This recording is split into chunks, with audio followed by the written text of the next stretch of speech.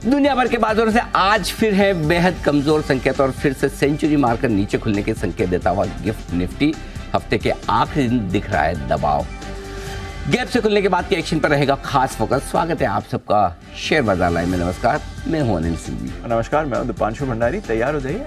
ये तैयार तो है। आज के सेशन में एक ही चीज अच्छी दिख रही है और वो है कपड़ों का रंग। आज के नवरात्रि के दिन का रंग जो ग्रीन है, इसके अलावा कहीं कोई और कहीं ग्रीन दिख नहीं। और जहाँ तक सवाल सेंचुरी का है, जो गिफ्ट निफ्टी दिखा रहा है नीचे की तरफ, लेकिन मैंने ऐसा सुना है कि कल कोहली साहब ने भी सेंचुरी मारी। अरे जबरदस्ती, आपने नहीं देखा क्या? कल मैं मैच देख नहीं पाया, तो आज आपको बता, कल मैं कोई बेहद अहम मीटिंग और डिनर पर था बाहर, तो मेरा कल पूरा मैच मिस हुआ, इसलिए पूरा नहीं देख पाया।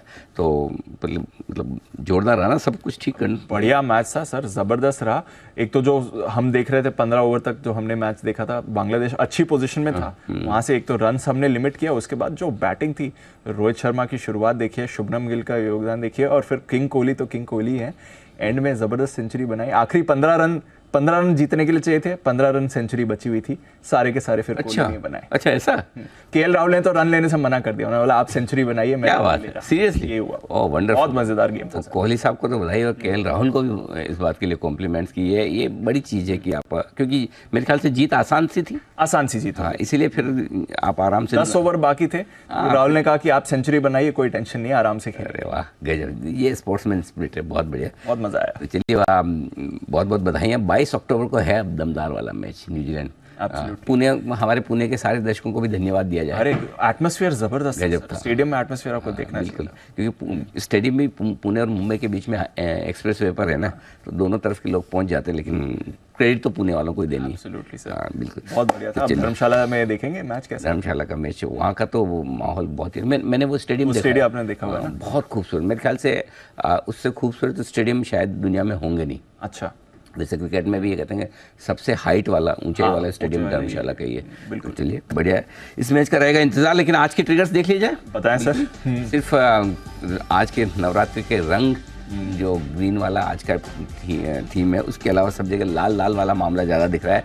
डाउ फिर से 250 अंक लुढ़का, कल 300 अंक लुढ़कने के बाद आज फिर 250 अंकों की कमजोरी शुरुआत करने के लिए दिख रही। 125 अंक फिर नीचे आपको नैस्डैक है, और इस बार क्रेडिट या डेबिट जो भी देनी है दीजिए जरूर। पावेल साहब को उनके भाषण आए हैं और उनके भाषण का पूरा विश्लेषण करेंगे, और विश्लेषण करने के बाद भी आपको उतना ही ज्ञान रहेगा जितना अभी है, क्योंकि उन्होंने जो कुछ कहा है, जो कुछ किया है, वो बेहद इंटरेस्टिंग है। मैं आपको बताने वाला हूँ थोड़ी ही देर में। लेकिन कच्चा तेल ये हमारे लिए चिंता का कारण है, और $93 के ऊपर, $93 के ऊपर अभी भी कच्चा तेल बना हुआ है। ITC के नतीजे उम्मीद से हल्के कम हैं। HUL का मिला जुला प्रदर्शन है, लेकिन नतीजों की मिड कैप्स की लंबी लिस्ट है। आपके traders favourite Havells, Tata communication, Voltas, emphasis, ढेर सारे नतीजे आए जिनका पूरा विश्लेषण मेरी तरफ से तैयार है। आजकल दीप मैंने कोशिश यही की है कि जो भी रिजल्ट मार्केट और उसके बाद आते हैं, स्पेशली वायदा कारोबार के, उनमें सब में मैं एक डायरेक्शनल तौर पर, लेवल्स के तौर पर आपको बताने की कोशिश करूं कि नंबर्स में क्या कुछ कहा जा रहा है। एब्सोल्युटली सर, तैयार है सब। चलिए नतीजों का विश्लेषण भी करते हैं आपके साथ, और बाकी सारे फैक्टर्स भी समझते हैं, और समझते हैं कि आखिर चल क्या रहा है इस बाजार में। क्या कुछ कह दिया सर पावेल साहब ने? क्या सब खराब क्या है, कुछ अच्छा क्या है? क्योंकि काफ़ी लोग थोड़े कंफ्यूज थे कि एग्जैक्टली पावेल साहब कहना क्या चाह रहे थे अपने कल। तो बिल्कुल उन्होंने वैसे ही रखा है, कंफ्यूज ही रखा है। अच्छा, हाँ, जो अगर लोगों को उनका भाषण सुनकर, समझकर, पढ़कर ये पता ना चले कि वो क्या कहना चाहते हैं, तो वो बिल्कुल सही समझ रहे हैं। अच्छा, इसमें प्रॉब्लम उनकी नहीं है, प्रॉब्लम पावेल साहब की है।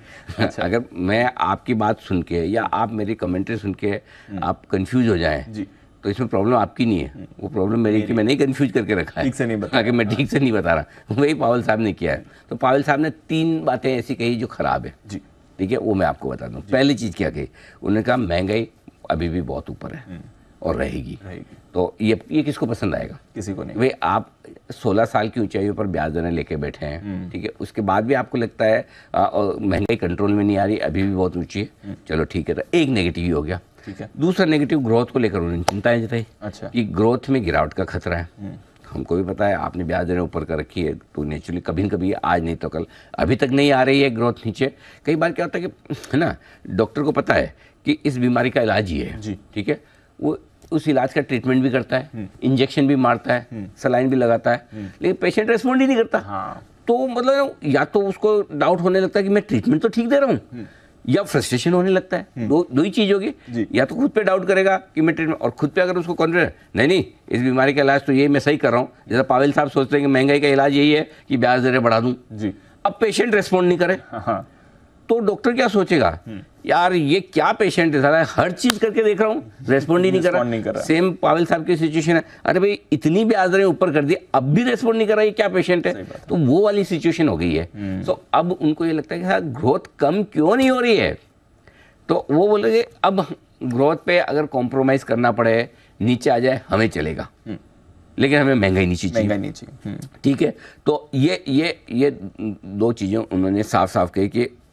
मतलब, और एक और चीज़ जो उन्होंने कहा है कि अभी भी मतलब क्या कहना चाहिए, इकोनॉमी में एक्टिविटी जो है मतलब बहुत ज़्यादा है, उस हिसाब से आपको अभी भी मतलब थोड़ा चीज़ों को नीचे लाने की ज़रूरत है। तो उन्हें नहीं लग रहा कि दरें बहुत ज़्यादा हो गई, मतलब वो कह रहे हैं कि और यहाँ से ऊपर, हाँ उन्हें नहीं लग रहा कि ऐसे हाई है? नहीं, अच्छा। उनको ये लग रहा है कि अभी भी ब्याज दरें बहुत ज़्यादा नहीं है। अच्छा, हाँ मतलब और कैसे बहुत ज्यादा होती तो और कितना हाँ, तो दो चीजें तो हमें पता है कि महंगाई ऊपर है, ग्रोथ नीचे आ सकती है, इसमें कोई, लेकिन जो तीसरा स्टेटमेंट था जिसने सबकी मतलब एकदम हालत खराब कर दी, वो ये था कि मुझे नहीं लगता कि ब्याज दरें बहुत ज्यादा है।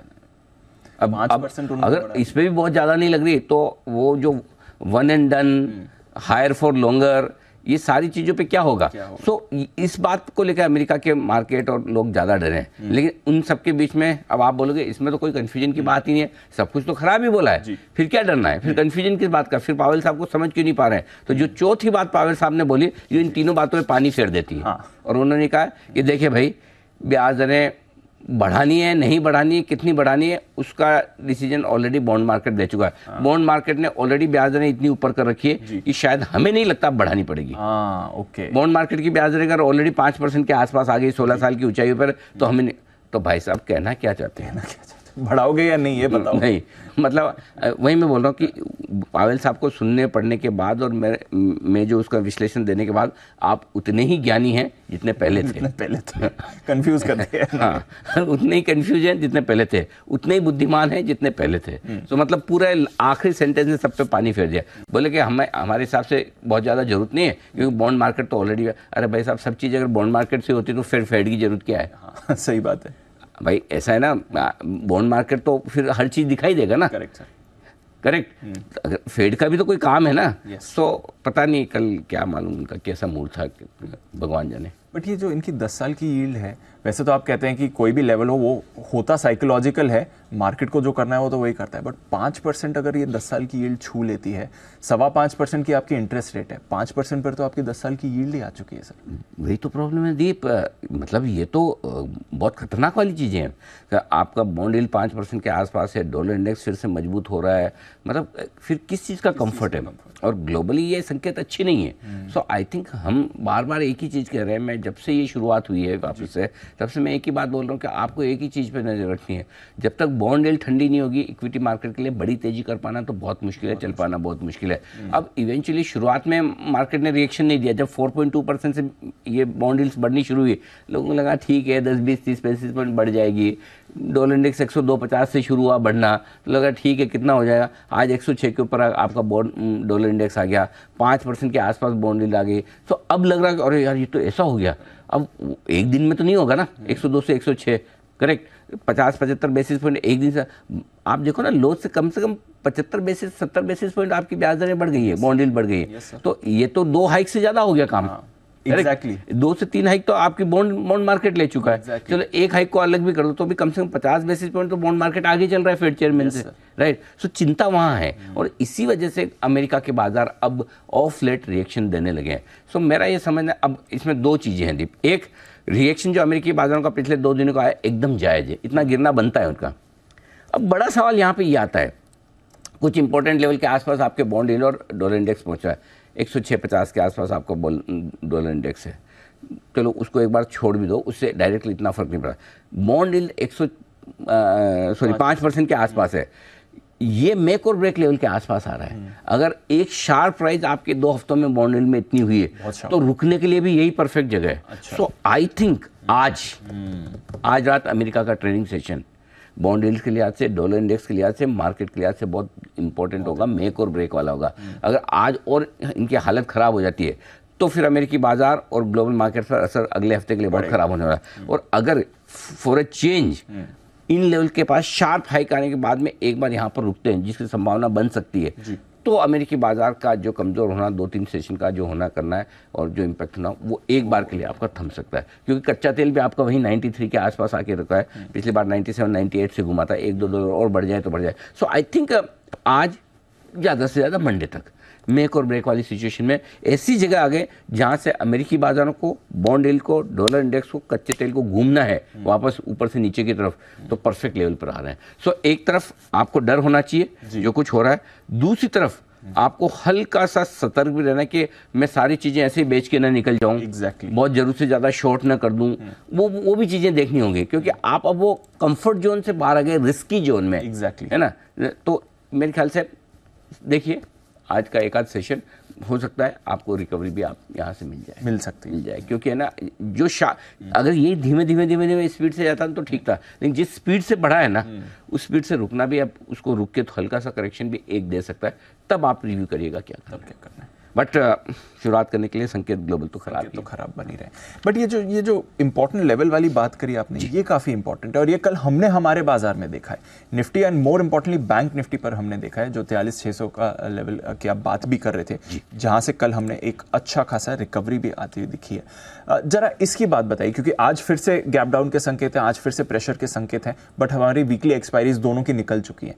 अब क्या होगा आज के सेशन में? दीप, एक ही अच्छी बात है, सिर्फ और सिर्फ एक ही अच्छी बात है भारतीय बाजारों के लिए कि निफ्टी की वीकली एक्सपायरी कल हो गई, कमजोर ट्रेडर्स बाहर, बैंक निफ्टी की परसों हो गई और कोई नई पोजीशन मंथली सीरीज है, तो मंथली सीरीज के हिसाब से हल्की पोजीशन तो रहनी चाहिए, बट फिर भी ज्यादा नहीं है, न निफ्टी में ज्यादा न बैंक निफ्टी में ज्यादा। जब पोजीशन हल्की हो तो आपके लिए प्रेशर आने का काम थोड़ा कम हो जाता है, ये एक अच्छा सबसे बढ़िया बात। बाकी कोई भी संकेत आपके लिए अच्छी नहीं है, अमेरिका खराब है, कच्चा तेल ऊपर है, बॉन्ड यील्ड खराब है, डॉलर इंडेक्स खराब है, ये चारों ही संकेत आपके लिए। उसके ऊपर एफआईएस की बिकवाली का प्रेशर कल कम जरूर हुआ है लेकिन खत्म नहीं हुआ है। कल फिर से एफआईएस ने 1100 करोड़ के कैश में बेचा है, लेकिन सामने 600 करोड़ के स्टॉक फ्यूचर्स खरीदे, तो नेट बिकवाली 500 करोड़ की ज़्यादा नहीं है, और इंडेक्स फ्यूचर्स 400 करोड़ की बेचे। सो एफआईएस की बिकवाली है लेकिन प्रेशर कम है। कल कैसे प्रेशर कम है?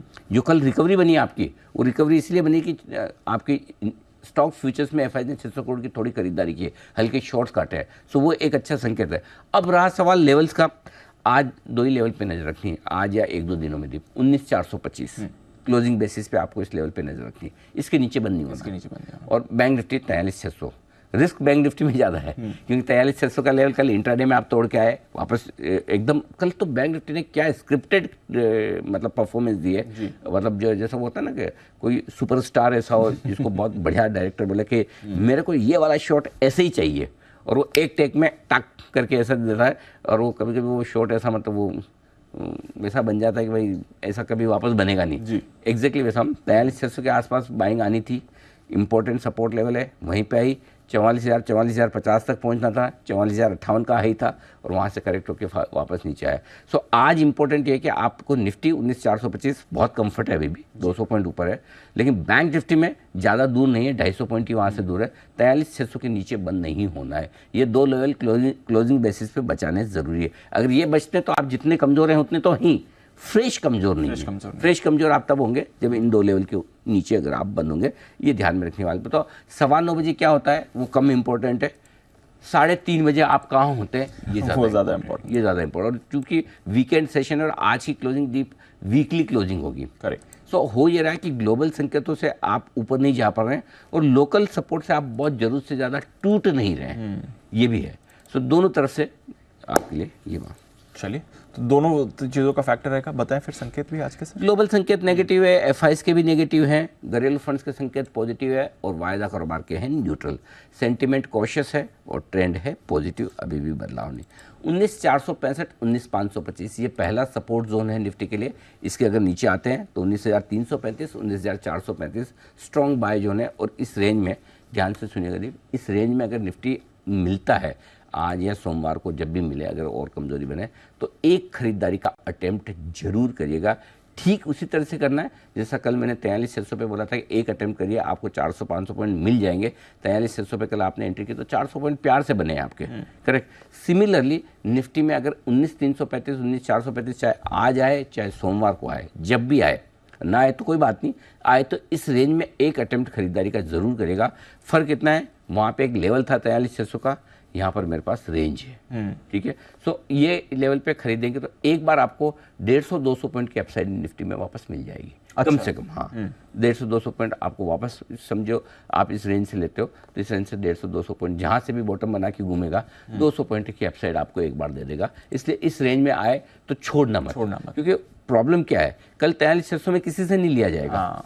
जब 335-435 की रेंज में होगा तो आपको मन ही नहीं करेगा लेने का, सब लाल दिखेगा ना, कैसे लोगे? लेकिन इसलिए जब आपका मन शांत हो, एकदम भाव सामने बदल नहीं रहे हो, उस समय डिसीजन लेके बैठिए, उस समय स्ट्रेटजी बना के देखिए ये चीज़ आएगी तो मुझे ये करना है।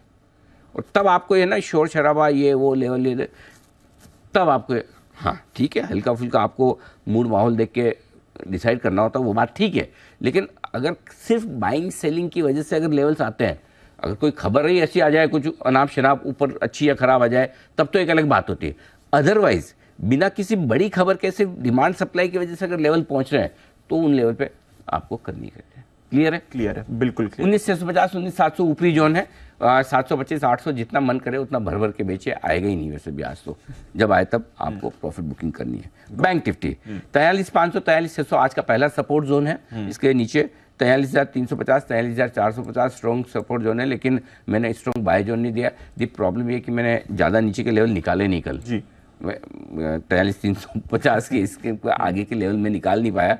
मुझे लगा अच्छा कल लेट भी हो गया था तो मुझे लगा कि शायद ज़रूरत भी ना पड़े, और हो सकता है ज़रूरत ना भी पड़े। आज 43,350 तक के लेवल तो काफ़ी 400 450 पॉइंट 1% का है, सो हो सकता है हम इसी से काम चला ले, बाकी होगा तो मंडे निकालेंगे, देखा जाएगा। ऊपर की तरफ 43,950, 44,050 पहली रुकावट की जगह पार करके निकले तो 44,150, 44,250, 44,125, 44,250 की रेंज में भर भर के बेचिए। Got it sir. एक इंटरेस्टिंग चीज़ है सर, 2 दिन में निफ्टी आपका 200 पॉइंट नीचे चला गया, बट आपकी एफआईएस की पोजीशनिंग चेंज नहीं हुई। 2 दिन से आपकी 29% पर ही एफआईएस की लॉन्ग पोजीशन बनी हुई है। पुट कॉल रेशियो कल निफ्टी का थोड़ा ऊपर की तरफ आया, बैंक निफ्टी का भी हल्का बढ़कर आया, ये क्या हुआ है?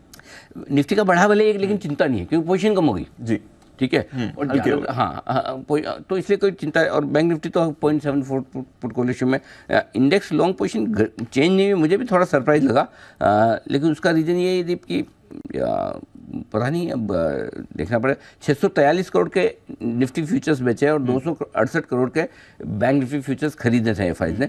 ये एफआईज का नंबर तो थोड़ी सी कायदे से घटनी चाहिए थी, लेकिन घटी नहीं। अब आज के लिए स्टॉप लॉस दे दूँ, बताएं सर। निफ्टी इंट्राडे क्लोजिंग 19,500, जिनको ज़्यादा दूर रखना है 19,400 भी रख सकता है। मेरे ख्याल से इंट्राडे को तो 19,500 क्लोजिंग पे ये ज़्यादा ठीक है, ज़्यादा लंबा नहीं रखना। वीकेंड सेशन, अगर वीकेंड सेशन आज नहीं होता तो मैं आपको पक्का 19,425 का स्टॉप लॉस देता। 19,433 से आपने रिकवरी दिखाई है, और दीप वो ये 11 तारीख का लेवल है जहाँ से आप रिकवर होते हुए दिखे। 11 अक्टूबर को आप माफ़ कीजिएगा, ये लेवल है आपका 19,433 का, जहाँ से आपने एकदम 19,333 का आपका लेवल 4 अक्टूबर का, वहाँ से रिकवरी इंट्राडे की, और 19,436 आपका क्लोजिंग लेवल था। इसलिए 19,425 के आसपास, 19,400 के आसपास का स्टॉप लॉस बनता है, लेकिन छोटा ही रखिए। आज 19,500 काफ़ी है। और बैंक निफ्टी यहाँ पर स्टॉप लॉस आपका 43,500 का होगा कल के लोस के नीचे। वैसे कायदे से स्टॉप लॉस 43,600 है, लेकिन मैंने 100 पॉइंट का क्वेश्चन रख लिया है वीकेंड सेशन की वजह से। कभी कभी क्या होता है एकदम उसी लेवल पे जाके बंद हो 5-50 पॉइंट, तो आज 43,500 आप ये रख लीजिए। शॉर्ट साइड पर अगर आप हैं तो बढ़िया, अच्छी बात है भाई, एंजॉय करिए, आपके दिन चल रहे हैं। 19,700 इंट्राडे ये स्टॉप लॉस है, क्लोजिंग स्टॉप लॉस 19,825 का होगा। और बैंक निफ्टी पर इंट्राडे और क्लोजिंग स्टॉप लॉस दोनों ही 44,100 का लेकर चलिए, ये आपके लिए स्टॉप लॉसेस के लिए। Got it sir. नई पोजीशंस बेचना है निफ्टी 19,700 के स्टॉप लॉस के साथ। टारगेट जो बनेंगे 19,575, 550 और 525, 3 छोटे और विजिबल टारगेट है, कल की रेंज के हैं। इसके नीचे 485, 465 और 435 तक के बड़े टारगेट आपके लिए निफ्टी में निकल कर आते हैं। जो लोग खरीदना चाहते हैं, शौक फरमाएं खरीदने का, 19,435 अच्छी जगह एंट्री करने की, 19,525 से मूड बनाएं। कल भी हमने यही कहा था 19,525 575 स्ट्रॉन्ग बाय जोन है, कल वहां पर मिला भी मौका और वहां से रिकवरी भी शानदार दी। आज भी 19,435 आता है तो वहां डरना घबराना मत, एक बार अटेम्प्ट जरूर कर लेना।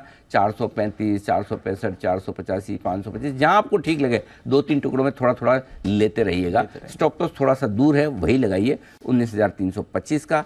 टारगेट जो बनेंगे 19,575 625 दो छोटे टारगेट है, 650 675 और 700 तक के टारगेट के लिए। ज़्यादा लंबे चौड़े नहीं है, सिंगल्स लेन देन। आप विराट कोहली नहीं है कि इतनी जोर से स्ट्राइक रेट से आप रन बनाएंगे, अपने सिंगल्स वाले शेयर सैयद की तरह खेलिए।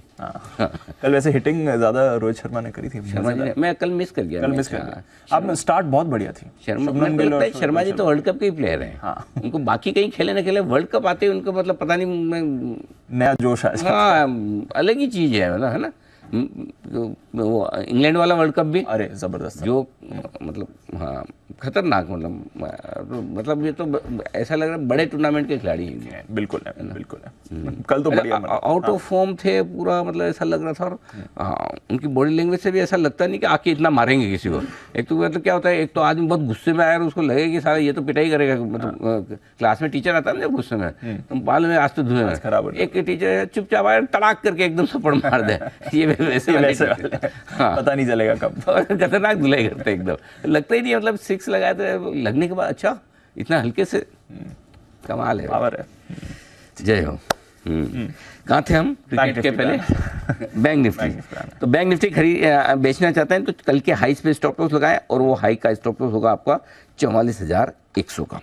टारगेट 43,675 43,575 दो छोटे टारगेट है, 43,500 450 दो मीडियम टारगेट, 43,400 43,350 तक के टारगेट। इसके आगे के मैंने निकाले नहीं है और मुझे पूरा भरोसा है भगवान पे, इसके आगे की जरूरत नहीं पड़ेगी आज, इसी में बच जाए। ठीक है, लेना जो चाहते हैं 43,600 अच्छा लेवल है एंट्री करने का, लेकिन आज एकदम एग्रेसिवली सारा 43,600 पे ले लो वैसा नहीं।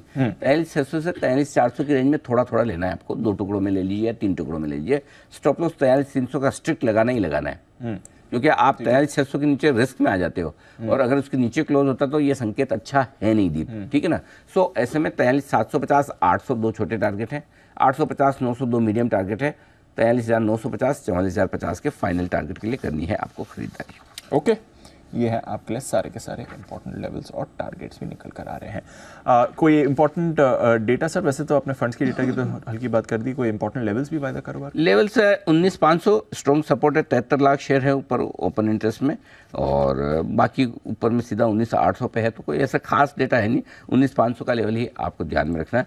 बैंक निफ्टी के डेटा तो नहीं के बराबर बने अभी, तो नॉट वर्थ डिस्कसिंग। ये है आपके लिए अब पूरा का पूरा एक्शन। आइए पहले स्टॉक ऑफ द डे, पहले स्टॉक ऑफ द डे आज मन पहले स्टॉक, आज पहले चलिए दो, क्या है कि एक नहीं है दो है, बहुत बढ़िया मिले थी, बहुत बढ़िया मिले, हाँ, इसलिए मैं पहले वो देना चाहता हूँ। चलिए पहले stock of the day Anil ji की तरफ से।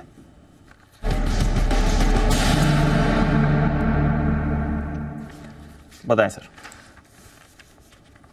पहला stock of the day UBL, United Breweries Limited. बहुत झूम रहे हैं लोग। हाँ, मतलब मार्केट की तेजी के साथ साथ जो झूमना है कम नहीं हो रहा। क्या गजब के नंबर आए, बहुत बढ़िया, मतलब अनएक्सपेक्टेड, किसी ने सोचा नहीं कि यूबीएल के इतने तगड़े नंबर आ सकते हैं। शानदार नंबर। ये तो बाजार का मूड खराब और बाजार का मूड अच्छा होता था, ये स्टॉक 5% की कम से कम अपसाइड वाला था इन नंबर्स पे।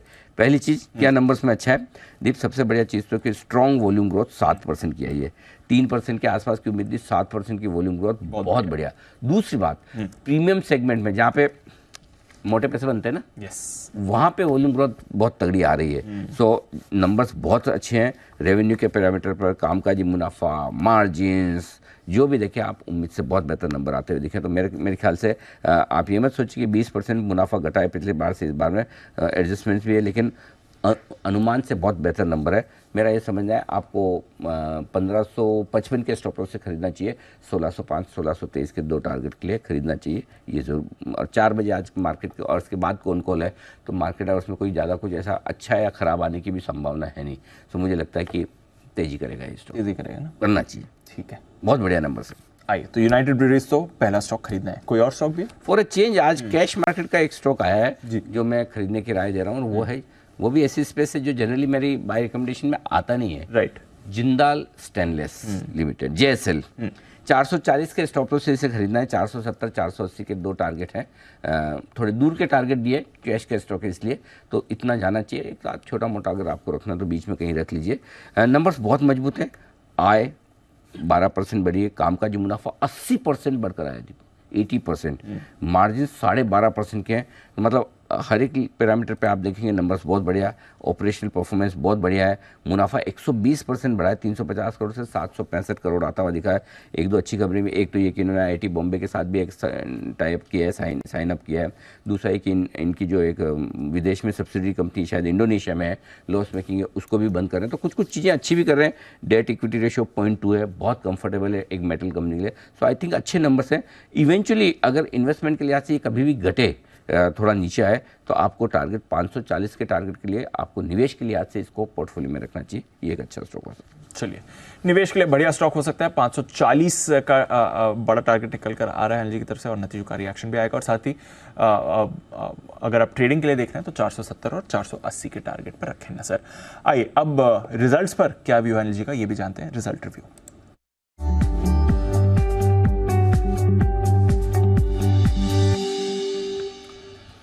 बताएं सर, इतने सारे FMCG नंबर से वहीं से करते हैं। से शुरुआत करते हैं। HUL लीवर मिक्स रिजल्ट है, थोड़े से कमजोरी की तरफ ज़्यादा है, हल्का सा स्टॉक घटना चाहिए। इन रिजल्ट्स के दम पर बढ़ना तो नहीं बनता है। अच्छा क्या है इस रिजल्ट में, मार्जिन्स थोड़ी से उम्मीद से बेहतर मार्जिन्स आए, 24.25% के आसपास हैं, 23.5 पौने 24% की उम्मीद थी, तो मार्जिन्स अच्छे मेंटेन किए हैं। क्या नेगेटिव है मैनेजमेंट की कमेंट्री में, एक कंपटीशन बहुत बढ़ रहा है इसलिए इनको ऐड के खर्चे बढ़ाने पड़ रहे हैं। दूसरा, कमोडिटी के दाम अभी भी कंट्रोल में नहीं है, ये इनका मानना। तो ये दो नेगेटिव है। लेकिन रूरल डिमांड थोड़ी बेहतर होने के संकेत आ रहे हैं, ये कमेंट्री में उन्होंने हल्का सा पॉजिटिव बोला है। वॉल्यूम ग्रोथ एक नेगेटिव है जो 2% के आसपास की आई है। सो आई थिंक थोड़े से कमजोरी की तरफ नंबर ज़्यादा है। मैं आपको सपोर्ट लेवल दे रहा हूँ, कमजोर खुलना चाहिए, कमजोर खुलने के बाद कहाँ सपोर्ट लेगा वो बताओ। 2490 और 2500 ये 2 लेवल है, और 2520 भी, इन 3 लेवल पे नजर रखिए। ये तीनों सपोर्ट लेवल है, और ऊपर की तरफ 2565 है जो ऊपर का लेवल है, उसको पार करेगा तो ही मजबूत होगा। ये आपके लिए अच्छी बात है कि इस स्टॉक ने साल भर से कुछ नहीं किया, पूरे साल भर में 2% नीचे, 3 महीने में 5% नीचे, 5 दिन में और कल में कुछ भी नहीं किया। सो इसलिए घटेगा भी ज़्यादा नहीं। ये नंबर्स में कुछ खास अच्छा नहीं है। कुछ जेफरीज वगैरह ने अपने EPS टारगेट भी घटाए, लेकिन स्टॉक ज़्यादा घटेगा नहीं। 1 से 2% घट गया तो बाइंग भी आ जाएगी, क्योंकि कुछ करा नहीं। हाँ, कुछ करा, और 1% बढ़ गया तो वापस वहाँ प्रॉफिट बुकिंग। इसने ना कुछ किया ना कुछ करेगा। Got it. ठीक है। ITC नंबर्स कमज़ोर माने जाएंगे, हर एक पैरामीटर पर नंबर्स खराब है। सिर्फ एक ही चीज़ अच्छी है जिस पर ITC हमेशा चलता है, वो है सिगरेट की वॉल्यूम ग्रोथ। 5% की सिगरेट वॉल्यूम ग्रोथ अच्छी मानी जाएगी, क्योंकि बड़े मार्जिन तो वहीं पे आते हैं ना, सबसे बड़े मार्जिन का बिजनेस तो सिगरेट का ही है। सो अब बाकी नंबर्स को सिगरेट वॉल्यूम ग्रोथ कितनी ऑफसेट कर सकती है वो देखना होगा। इसलिए फ्यूचर पे 2 सपोर्ट लेवल है, 430 और 438। इन 2 लेवल पे आने पे खरीदारी आ जाएगी। ऊपर में 455 465 2 लेवल है, 455 60 जहाँ पे आपको प्रॉफिट बुकिंग आएगी। तो ITC हल्का सा कमज़ोर हो सकता है, लेकिन सपोर्ट लेवल पे फिर इसको खरीदने वाले भी लोग हैं काफ़ी। ऐसा भी नहीं कि नंबर के दम पर बहुत टूट जाए, और बढ़ने जैसे नंबर है नहीं इसके। ठीक है, बाकी नंबर्स में हेवल्स नंबर्स बहुत ही खराब है हर एक पैरामीटर। फिर मैं शॉर्ट साइड पे स्टॉक ऑफ द डे भी दे सकता था, और स्पेशली जब मार्केट 100 पॉइंट नीचे खुल रहा हो।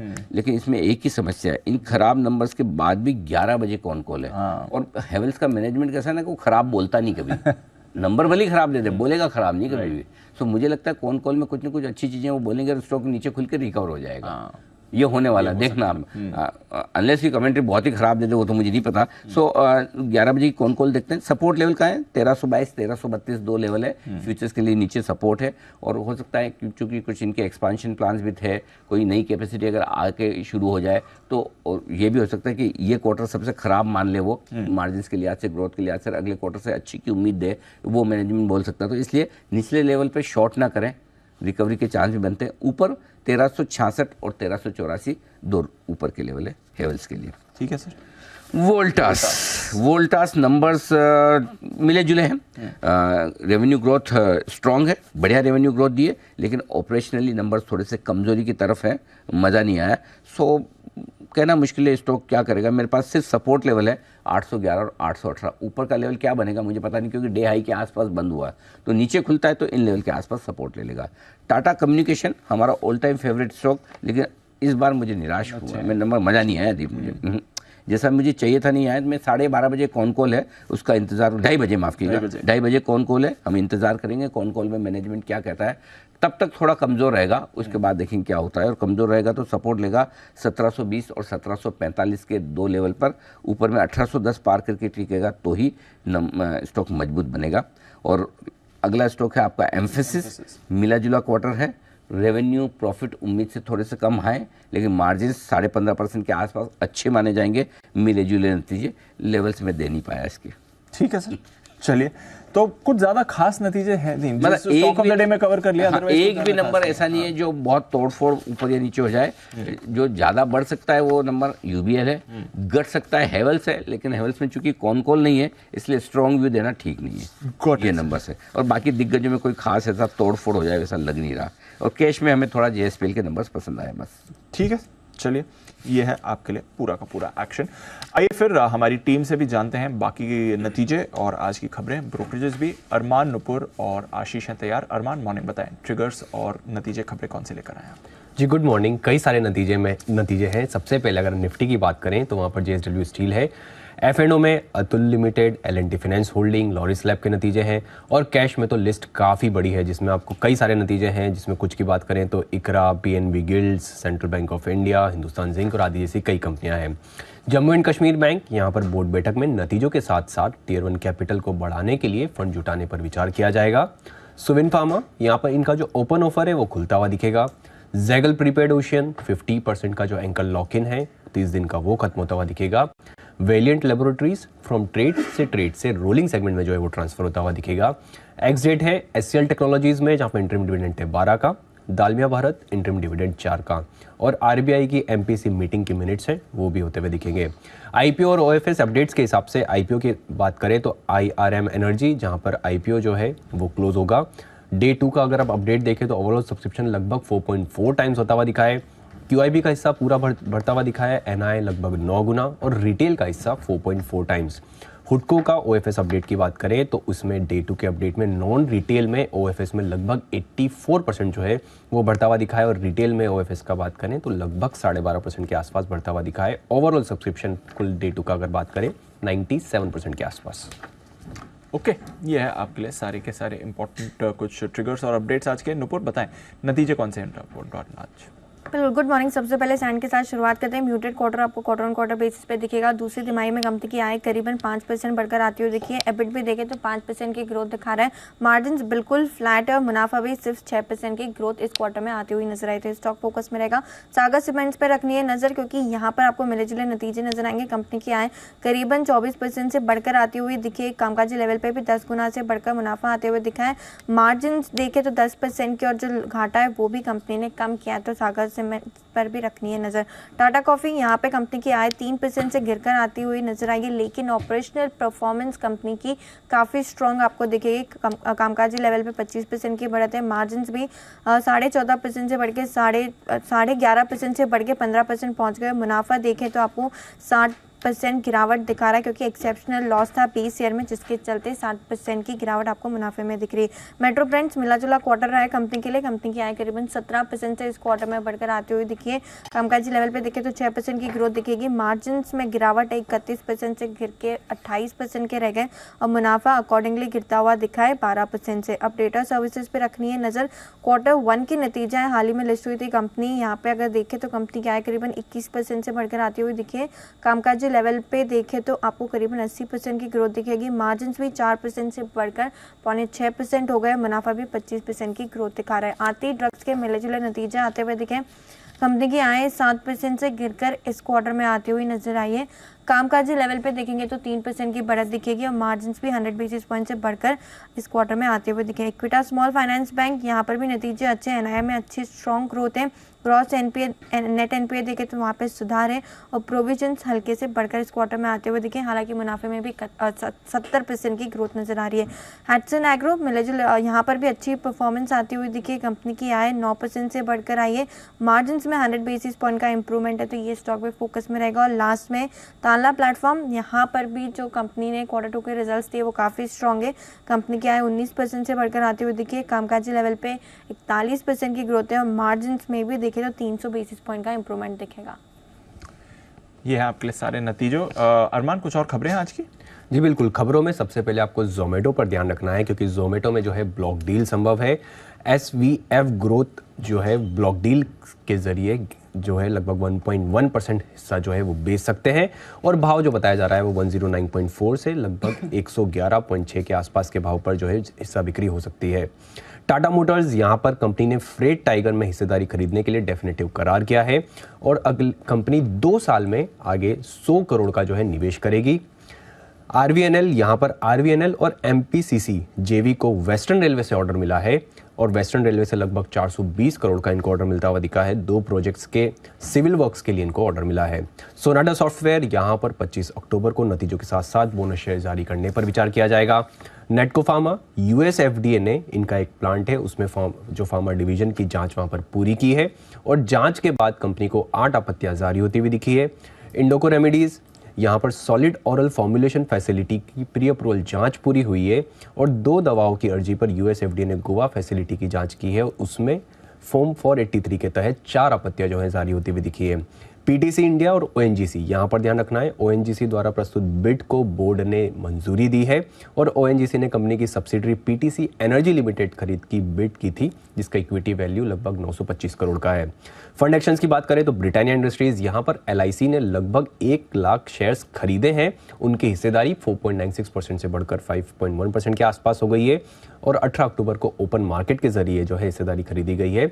अतुल ऑटो की बात करें, यहाँ पर Q2 का जो शेयर होल्डिंग अपडेट आया है उसमें प्रमोटर्स की हिस्सेदारी 46.5% से गिरकर 42.7% हो गई है, और अगर आप बात करें केडिया सिक्योरिटीज की हिस्सेदारी जो है वो 14.9% से बढ़कर 20.9% हो गई। ओके, ये है आपके लिए बहुत पूरा का पूरा स्टॉक्स का एक्शन। बट ढेरों ब्रोकरेज रिपोर्ट्स हैं आज की, आइए जानते हैं इनके बारे में। FIR,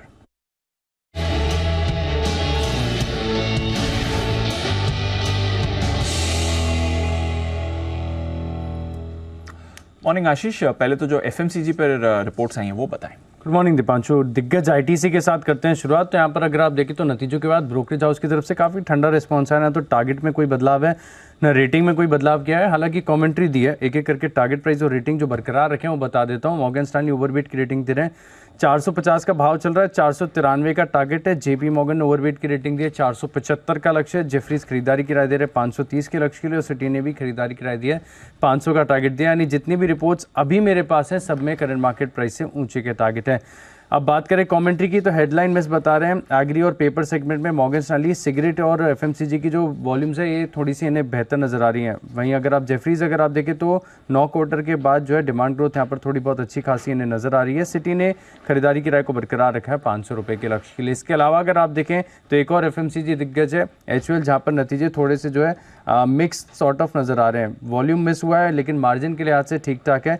रिपोर्ट्स है मॉर्गन स्टैनली की तरफ से इक्वल वेट की रेटिंग को बरकरार रखा और टारगेट प्राइस इन्होंने इंक्रीज किया है 2408 रुपये से बढ़ाकर 2502 कर दिया, लेकिन करंट मार्केट प्राइस से नीचे का है, 2578 रुपये का भाव चल रहा है।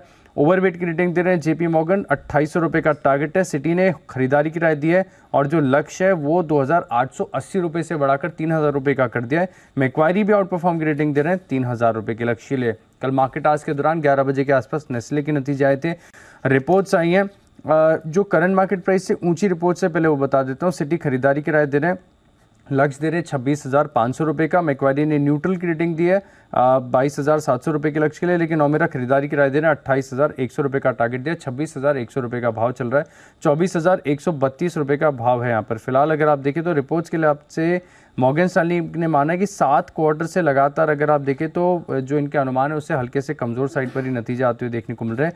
जेफरीज ने होल्ड की रेटिंग दी है और जो लक्ष्य 19,900 से बढ़ाकर 20,600 रुपये कर दिया। बिल्कुल, तो FMCG पर तो ढेरों रिपोर्ट्स हैं। और कौन सी रिपोर्ट्स हैं आशीष? अल्ट्राटेक सीमेंट के नतीजे आए थे, कल स्टॉक में रिएक्शन भी तेज साइड पर देखने को मिला था। CLSA ने आउट परफॉर्म की रेटिंग दी है और रेटिंग को इन्होंने डबल अपग्रेड कर दिया और जो लक्ष्य है यहाँ पर अगर आप देखें तो 8,400 से बढ़ाकर 9,450 रुपये कर दिया है। 8,519 रुपये का भाव चल रहा है। आईजीएल यहाँ पर खास इम्पैक्ट देखने को मिलेगा। दिल्ली सरकार की तरफ से जो ईवी पॉलिसी है इसका इम्पैक्ट है, दिन के दौरान इसको विस्तार से पूरी रिपोर्ट को बताएंगे। लेकिन फिलहाल के लिए आप देखिए जेफरीज ने रेटिंग को डबल डाउनग्रेड कर दिया है और टारगेट प्राइस में अच्छी खासी कटौती की है। 565 से घटाकर 465 का टारगेट दिया, 458 रुपये का भाव चल रहा है। यूबीएल यहाँ पर भी नतीजों का इम्पैक्ट है। जेपी मॉर्गन की तरफ से आ गया है अपग्रेड, पहले न्यूट्रल की राय थी, अब ओवरवेट की रेटिंग दे रहे हैं। लक्ष्य 1400 से सीधे बढ़ाकर 1800 रुपये कर दिया, सब्सटैंशियल इंक्रीज किया, 1566 रुपये का भाव चल रहा है। हैवेल्स पर मॉर्गन स्टैनली ने ओवरवेट की रेटिंग को बरकरार रखा है, करीब 1350 रुपये की लक्ष्य, और नोमेरा न्यूट्रल की रेटिंग दे रहे हैं, 1410 रुपये का टारगेट दिया है। वोल्टास पर न्यूट्रल की रेटिंग है, नोमेरा की तरफ से 920 रुपये का लक्ष्य है। कोफोर्ज कल यहाँ पर रिजल्ट्स आए थे, नोमेरा खरीदारी की राय दे रहे हैं, लक्ष्य 6480 से इन्होंने घटाकर 6310 रुपये कर दिया है। वहीं अगर आप सिटी देखें तो बिकवाली की राय को बरकरार रखें और लक्ष्य इन्होंने भी काटा है, 4360 से घटाकर 4215 कर दिया है। पीवीआर आयनॉक्स गोल्डमैन सैक्स खरीदारी की राय दे रहे हैं, लक्ष्य 1980 से घटाकर 1960 कर दिया है। और अंत में साइंट, जहाँ पर मॉर्गन स्टैनली ने ओवरवेट की रेटिंग को बरकरार रखा है, 1760 का भाव, 2000 रुपये का टारगेट। ओके, तो ये है ढेर सारी आज के लिए रिपोर्ट्स जिन पर आज आपको दिखेगा भरपूर एक्शन। और आज शुक्रवार के दिन हम नहीं लेंगे पिक ऑफ द डे। क्यों? आज क्या चाहिए? आज है प्लेयर ऑफ द डे। रविवार को मैच है, ऑफ कोर्स, पहले रविवार को तो मार्केट बंद होगा, तो हम आज लेंगे आपसे प्लेयर ऑफ द डे बिगुल।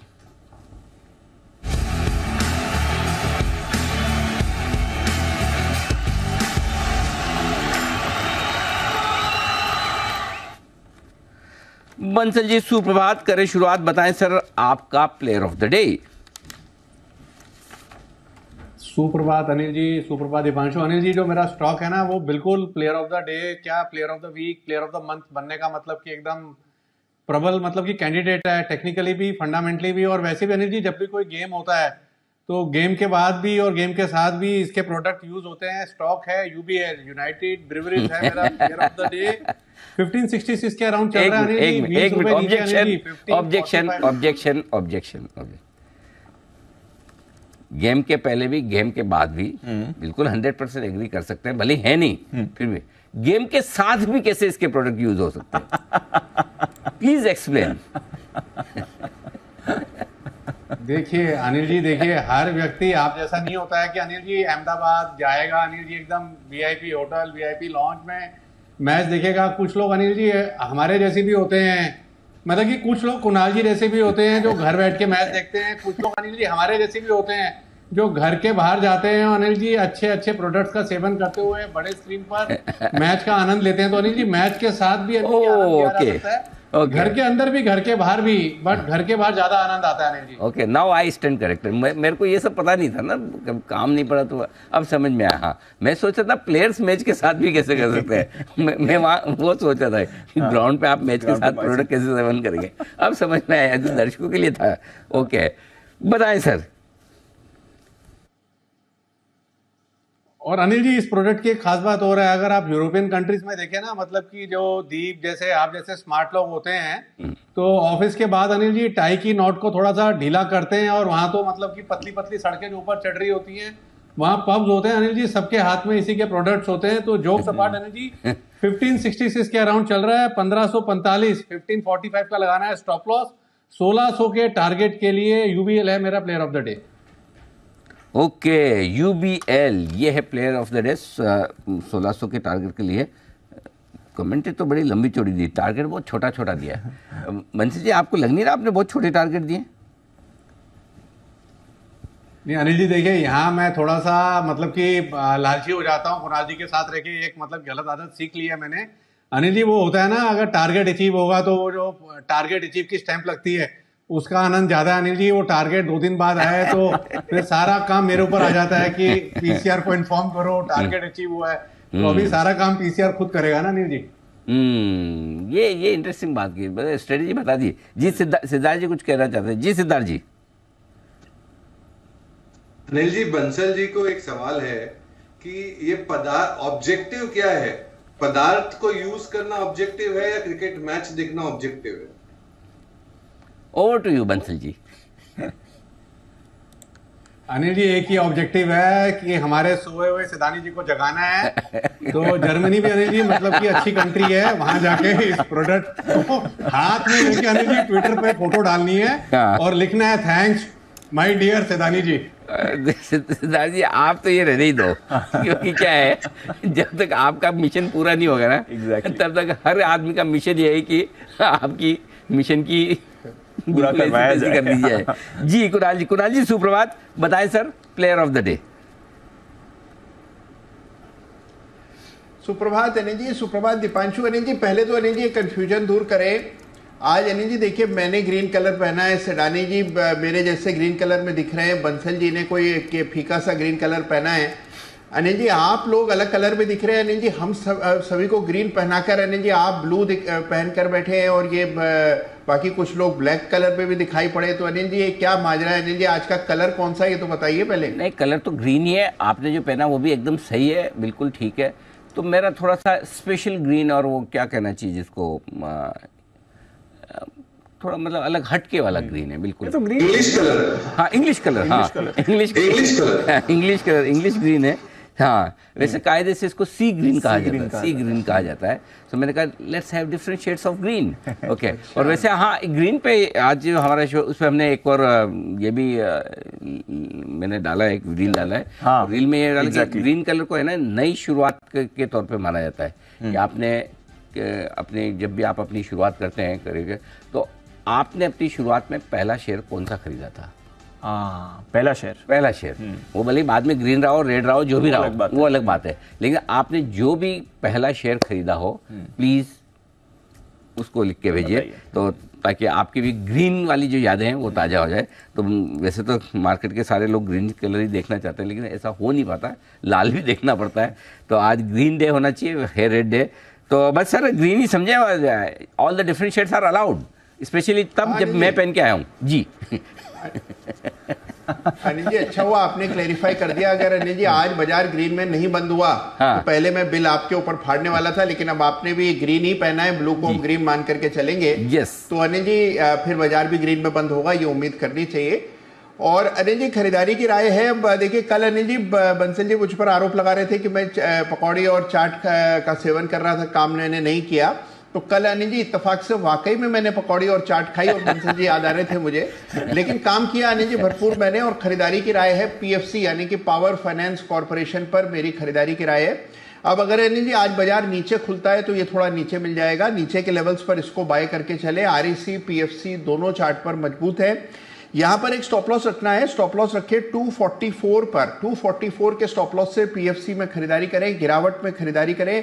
पहला टारगेट 255 रुपए का, इवेंचुअल टारगेट 262 रुपए का। तो 255 262 के टारगेट के लिए पीएफसी में खरीदारी करें। ओके परफेक्ट, ये है आपके लिए राय इस वक्त आती हुई पीएफसी पर। सिद्धार्थ जी सुप्रभात, बताएं सर आपका player of the day. Good morning Anil ji, good morning Deepanshu और गुड मॉर्निंग सभी को। Anil ji player of the day में मैं आईटी की कंपनी लेके आया हूं और वो है LTI Mindtree, जिसके नतीजे हाल में ही आए हैं। इसका टारगेट रखना है शॉर्ट टर्म 5650 का, 5650 का, और अगर लॉन्ग टर्म कोई टारगेट रखना चाहे तो 6000 रुपए का टारगेट रख सकते हैं। LTI Mindtree में कंसल्टिंग डिजिटल का बिजनेस है। दूसरे तिमाही के टोटल कॉन्ट्रैक्ट वैल्यू $1.3 बिलियन देखे गए, 20% का YOY जंप देखा गया। और हम मानते हैं कि मैनेजमेंट मेंटेन कर रही है, मार्जिन मेंटेन रहेंगे, 17 से 18% का एबिट मार्जिन मेंटेन करने की योजना। और मैनेजमेंट उम्मीद रख रही है कि डील की जो साइजेस है वो मेंटेन रहेगी, स्ट्रॉन्ग रहेगी और 12% आई में CAGR ग्रोथ देख सकते हैं। LTI Mindtree पे खरीदारी की राय 5650 का short term target, long term target 6000। Okay 6000 तक के टारगेट के लिए LTIM में करें खरीदारी, ये राय सिद्धार्थ जी की तरफ से। पालीवाल साहब सुप्रभात, बताएं सर आपका pick of the player of the day. Good morning Anil ji, good morning everyone. So player of the day में जो स्टॉक पसंद आ रहा है वो है Aditya Birla fashion retail ABFRL। कल के सेशन में काफ़ी स्ट्रॉन्ग बाइंग एक्शन देखने को मिली स्टॉक में। जिस तरीके से कल मोमेंटम बना, स्टॉक ने अपने प्रीवियस स्विंग हाई का एक कंसोलिडेशन रेंज का यहाँ पे ब्रेकआउट करते हुए दिखा। स्टॉक अब कंफर्टेबली अपने सारे short term long term moving averages के ऊपर सस्टेन करते हुए दिख रहा है। हमें लगता है आदित्य बिरला फैशन रिटेल को यहाँ पे बाय किया जा सकता है। अपसाइड के टारगेट यहाँ पे 248 से 254 तक का आते हुए दिख सकते हैं। स्टॉप लॉस जो रखना होगा करीब होगा 232 के आसपास। ओके, ये है आपके लिए ABFRL में खरीदारी करने की राय। बताइए सुमित जी, आपकी पसंद का शेयर। नमस्कार अनिल जी, गुड मॉर्निंग। अनिल जी, जो स्टॉक चार्ट्स के ऊपर मुझे बढ़िया दिख रहा है वो है FMCG काउंटर कोलपाल। कोलगेट पामोलिव के अंदर यहाँ से ऊपर का मूव देखने को मिलना चाहिए। स्टॉक चार्ट्स के ऊपर बढ़िया दिख रहा है। स्टॉक एक तेजी के ट्रेंड के अंदर में है। कल भी एक स्ट्रॉन्ग कैंडल फॉर्म हुई है, तो 2080 2085 के आसपास इसमें खरीदारी करके चलने का सलाह रहेगा। नीचे में स्टॉक का जो सपोर्ट निकल के आ रहा है 2045 2050 के पास है, तो 2045 का इसके अंदर नीचे में स्टॉप लॉस लगाना है। ऊपर के अंदर जो टारगेट देखने को मिल सकते हैं 2130 से लेके 2160 तक का मूव कोलगेट के अंदर ऊपर में देखने को मिल सकता है, तो 2045 के स्टॉप लॉस से खरीदारी करें 2130 2160 के टारगेट्स के लिए। ओके, ये है आपके लिए कोलगेट में खरीदारी करने की राय सुमित जी की तरफ से। आइए इसी के साथ बढ़ते आगे और वक्त है आपके लिए फर्स्ट ट्रेड की शुरुआत। जोमेटो की ब्लॉक डील हो गई, बताओ। हाईलाइट करना था इससे पहले कि हम 9 करोड़ शेयर शुरुआत करें। 9 करोड़ 72 लाख शेयर्स हो चुके हैं। 1.07% इक्विटी के आपको सौदा होते हुए दिख रहा है। SVF जो सॉफ्ट बैंक का वेंचर कैपिटल फंड है वो यहाँ पर हिस्सेदारी बेच रहा है, तो 1.1% हिस्सा उन्होंने बेचा है। फिलहाल उनके पास 2.17% हिस्सा था, वो अब आपके लिए कम होकर करीब 1.16% हो जाएगा इस ब्लॉक डील के बाद। ये आपके लिए खबर आ रही है। 1.1% हो जाएगा इस ब्लॉक डील के बाद, ये आपके लिए खबर आ रही है। तो हो चुकी है ब्लॉक डील जो होनी थी जोमेटो में से। ओके, और देखिए कहाँ हम 50 रुपये से स्टॉक रिकमेंड कर रहे हैं, अब 110 112 रुपये की रेंज में आकर बड़े बड़े फंड बड़ी बड़ी खरीदारी करते दिख रहे हैं स्टॉक में। तो बढ़िया एक्शन जोमेटो में बनता और बढ़ता हुआ नजर आ रहा है। हम भी बढ़ते आगे।